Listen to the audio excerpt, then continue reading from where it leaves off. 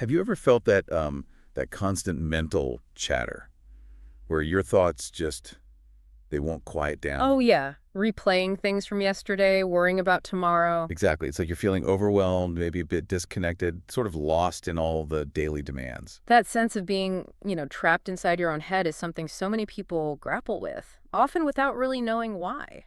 Absolutely. And that feeling, that disconnect, is exactly why we're doing this deep dive today into a really um, pretty transformative work. Eckhart Tolle's The Power of Now. It really is a powerful book. Our mission here is basically to give you a shortcut, a way to grasp the essence of it, aiming for, well, maybe a shift in perception that could change how you experience everyday life. And Tolle hits you with a big one right at the start, his core teaching. Your mind is not who you are. Your thoughts are not reality. And the present moment is all that ever exists. It sounds simple, but it's actually quite profound, isn't it? Deeply challenging for many, yeah. Because he argues that so much of our suffering, that general unease, it comes from living in the past or projecting all these worries onto the future. Right, and we completely miss the only time that's actually real. This moment, Yeah. the now. So, okay, if our suffering comes from getting lost in this mind-made time, how does Tolle actually suggest we start untangling ourselves from that? Well, he starts by pointing out the main issue. We tend to be completely identified with our minds. We think that constant stream of thinking, worrying, judging, we think that's us. Right, like that voice in the head is me. Exactly. I And he get. says that's the source of so much pain and stress. The big insight is that the mind is just a tool. A powerful one, sure, but we've somehow become its slave. So what's the way out? The first step is to just start observing your thoughts without judgment, like watching clouds drift by. Okay. This simple act of observing creates a kind of gap, a space. It's awareness showing up between the thoughts. Think of it like standing beside a busy road instead of being swept along in the traffic. That stillness, that space between the thoughts. That's where Tolle says real inner peace starts to emerge. And it's not just about the constant thinking, is it? He also brings in this idea of the pain body.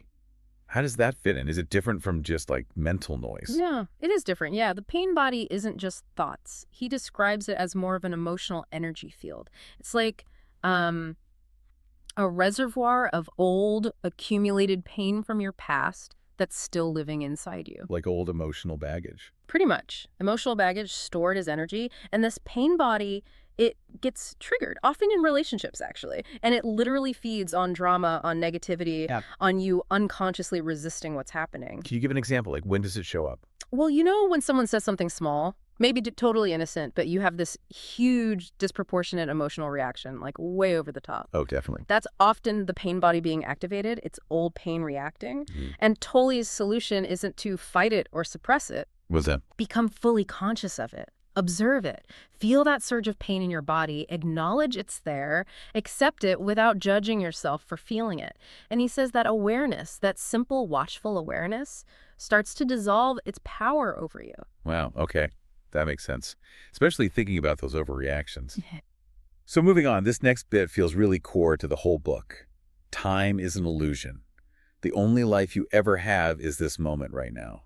That sounds, well, almost radical. It does, doesn't it? What it really means is letting go of that constant mental habit of waiting for happiness.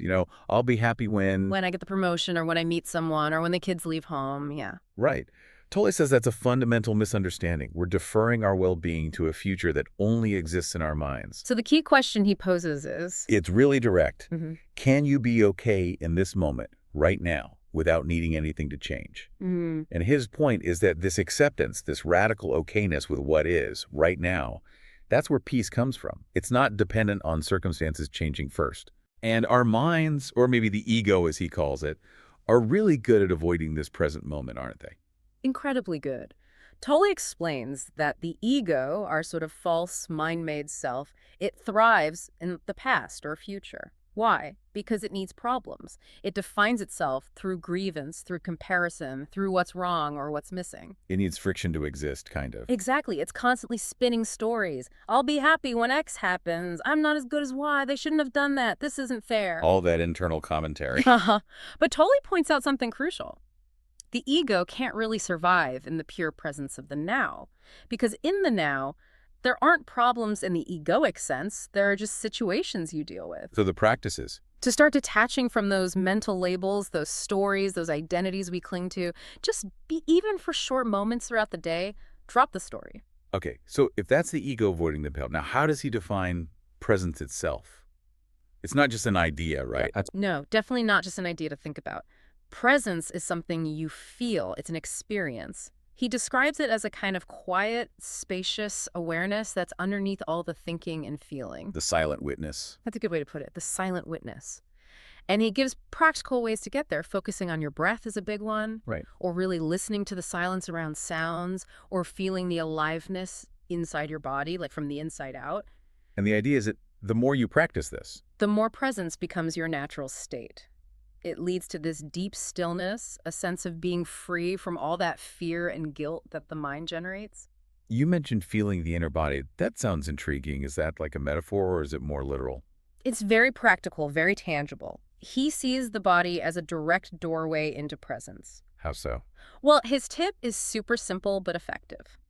Next time you feel anxious or your mind is just racing a mile a minute, deliberately shift your attention out of your head, Okay, where to? down into your body. Feel your hands, maybe your feet, your chest. Try to sense the subtle energy, the aliveness inside them, that tingling feeling maybe. Focusing on that immediately grounds you in the now. It pulls you out of those abstract thought loops and into direct physical sensation. It anchors you. That's a great practical tool. And then he goes even deeper, talking about stillness, silence, and space as spiritual portals. That sounds a bit mystical. It can sound that way, but it connects directly to that inner experience we were just talking about. He's saying that when you intentionally pause, when you breathe consciously, when you just rest in that background awareness, you can actually touch something deeper. He calls it the unmanifested. The unmanifested. And yes, like the realm beyond form, beyond thought, beyond time, the source of everything. You might call it God or spirit or being. The name doesn't matter much. It's about connecting with that timeless dimension that underlies everything. And that connection brings peace. A profound sense of peace and interconnectedness, yes. It grounds your everyday life in something much larger. Okay, so bringing this down to earth a bit, how does all this apply to, say, our relationships?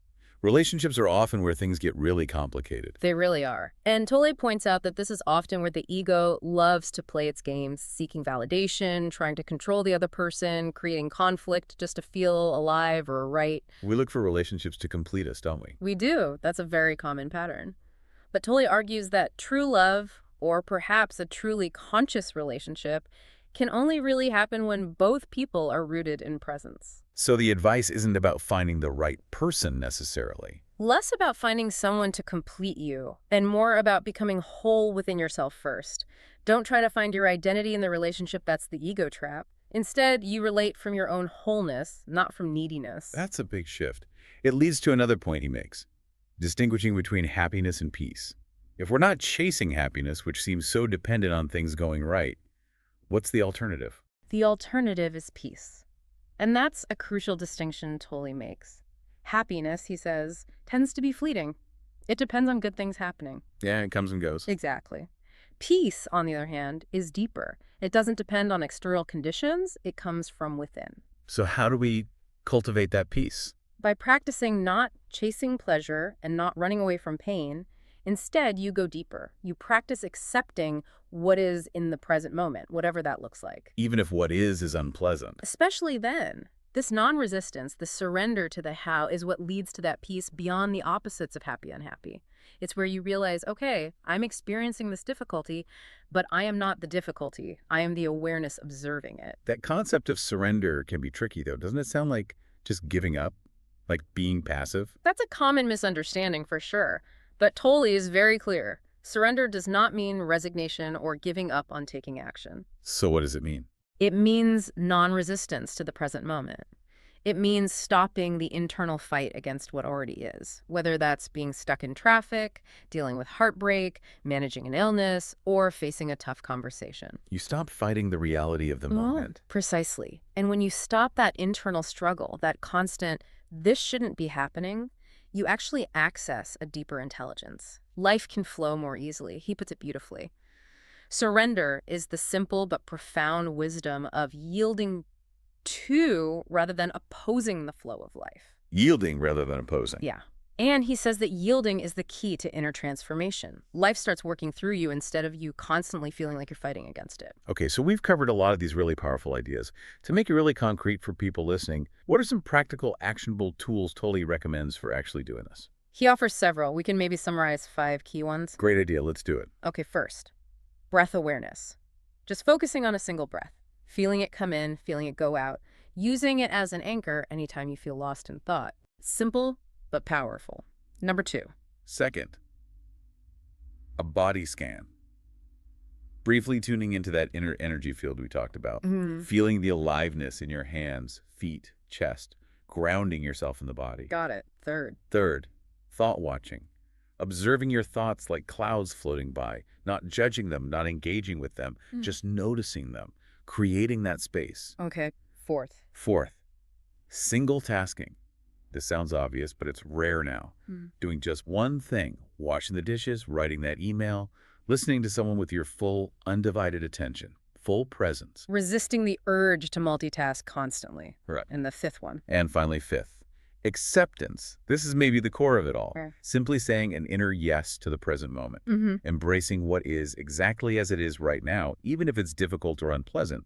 Non-resistance. Breath, body, thoughts, single tasking, acceptance. Those are really clear takeaways. They give you concrete things to practice throughout your day. So just to kind of wrap it all up, the fundamental insights from the power of now really boil down to these core ideas, don't they? I think so. First, you are not your thoughts. You're the awareness behind them. Crucial. Yes. Second, the past and future are just mental constructs, really.